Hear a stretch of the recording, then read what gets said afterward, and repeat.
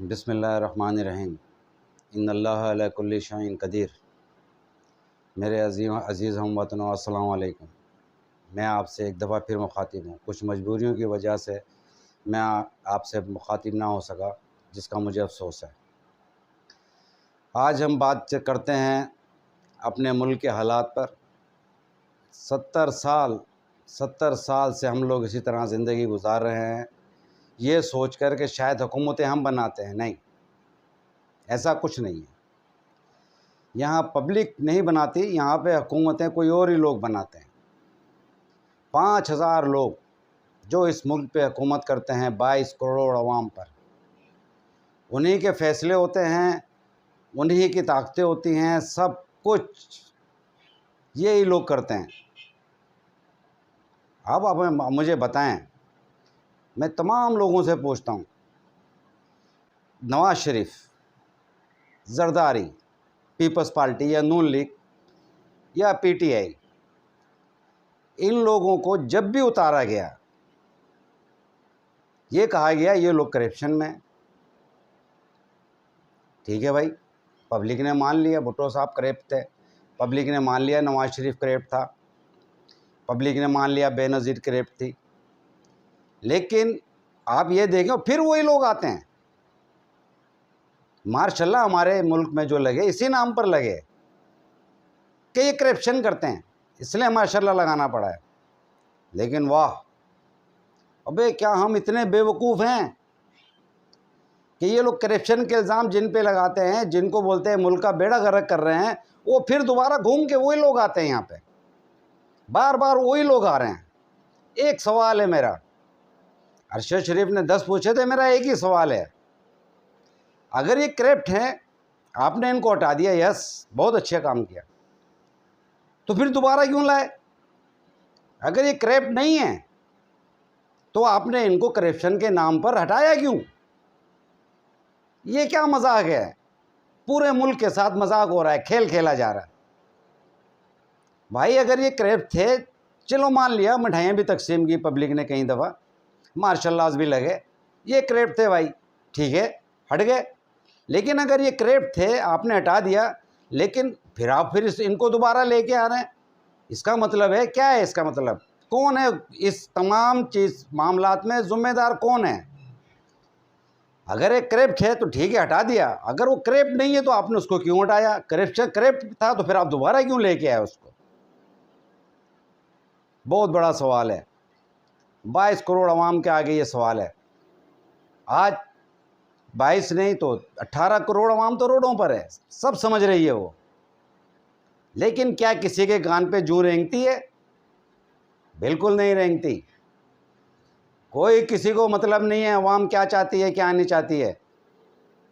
बिल्कुल अवाम इनकी लिस्ट में ही नहीं है।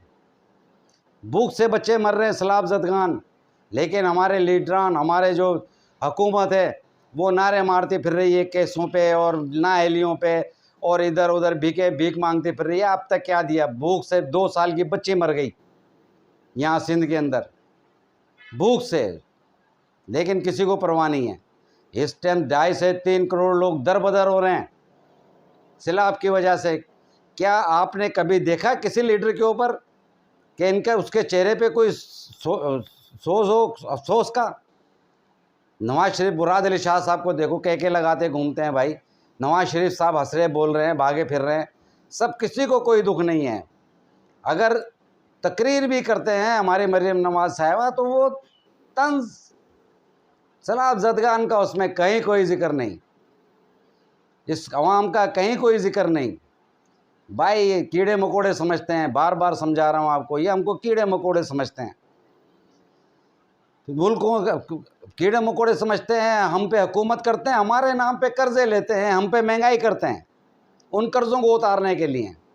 आज बच्चा 3.5 लाख रुपए का मकरूज़ है। ओ भाई, पैदा हुए बच्चे ने यहाँ पे क्या खाया जो 3.5 लाख का मकरूज़ हो गया? अभी पैदा हुआ है बच्चा, वो 3.5 लाख रुपए का मकरूज़ है, पैदा होता हुआ बच्चा। अब उसने क्या कर दिया, क्या जुर्म कर दिया भाई? और तुम लोग महलों में रहते हो। मरीम नवाज साहिबा लंदन जाने के लिए पर तोड़ रही हैं, किसी तरह पासपोर्ट मिल जाए। नवाज़ शरीफ साहब वहाँ से आने के लिए पर तोड़ रहे हैं।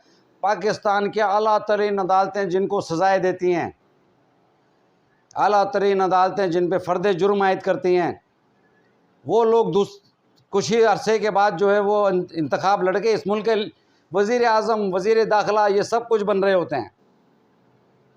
ये इस खिलवाड़ को ख़त्म करो।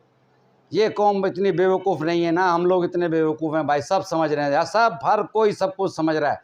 डरो उस वक्त से जब ये लोग रोडों पे निकल आएंगे, और बिल्कुल परवाह नहीं करेंगे। अब हम लोग बिल्कुल परवाह नहीं करेंगे। हमारे बुज़ुर्गों ने 1947 में कुर्बानियाँ की, हिजरतें की, हमने अपने सर कटवाए, आधे आधे ख़ानदान कटवा दिए।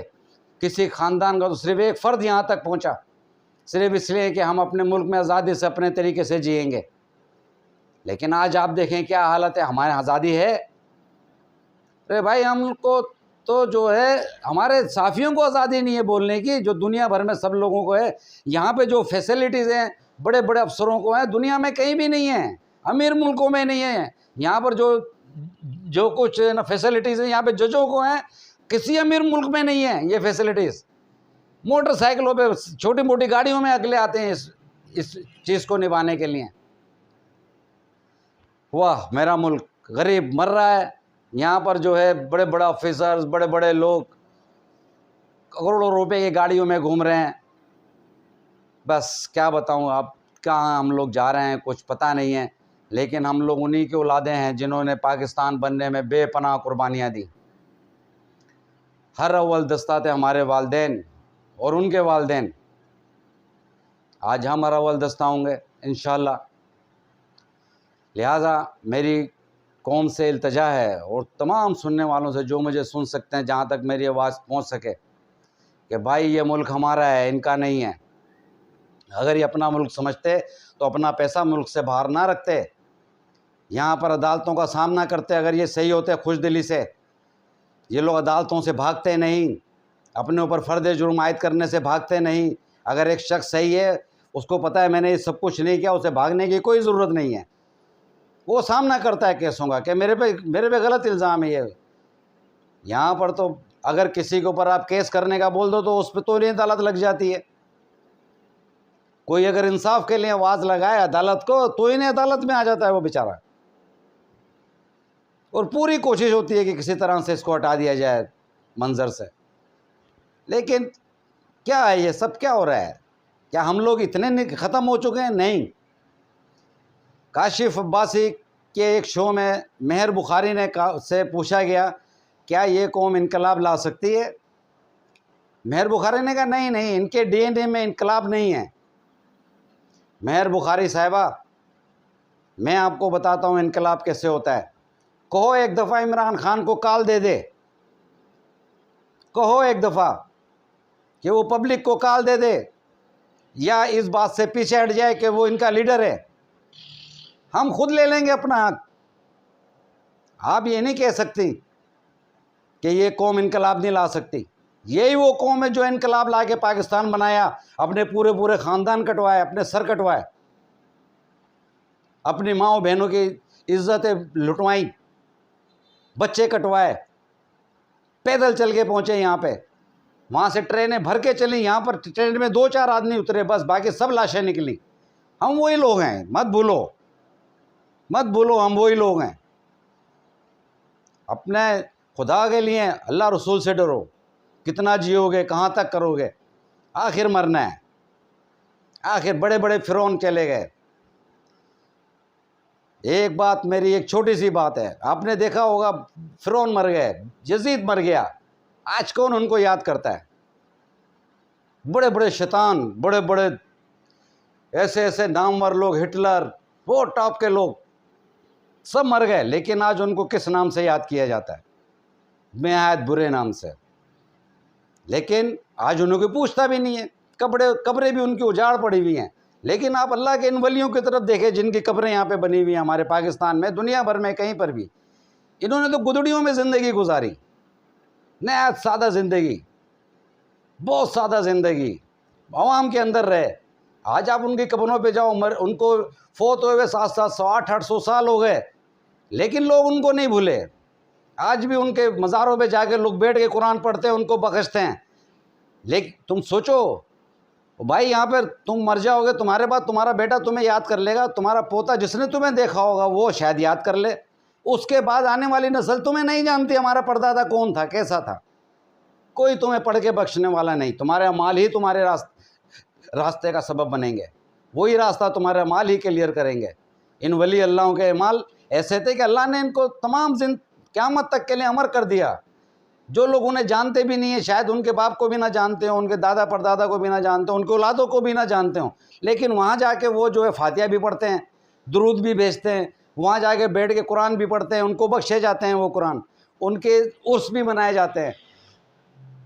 लिहाजा आप लोगों को मेरी गुजारिश है कि आप उनमें से ना सही, कम अज़ कम इंसान तो बनो। इंसान को भी मैसर नहीं इंसान होना, इंसान ही बनना बहुत बड़ी बात है ना। मैं आपसे इजाज़त चाहता हूँ। अगर आप चाहें तो इस मेरे व्लॉग को जो है वो सब्सक्राइब करें, लाइक करें, बेल आइकन को चेक करें। बहुत शुक्रिया। अल्लाह हाफ़िज़।